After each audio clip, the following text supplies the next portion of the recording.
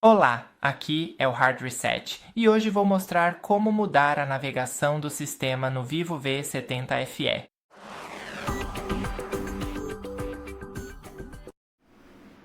Primeiro, vá para as configurações, depois role para baixo até Gerenciamento do sistema, aqui em Navegação do sistema, e aqui você pode mudar os gestos e a tecla de navegação.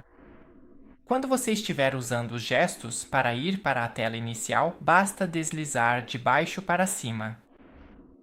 Agora, para abrir os aplicativos em segundo plano, deslize de baixo para cima e segure no centro da tela. E aqui estão os aplicativos em segundo plano. E agora, para voltar, basta deslizar da esquerda ou da direita. E é isso. Obrigado por assistir. Não se esqueça de deixar um like e até a próxima.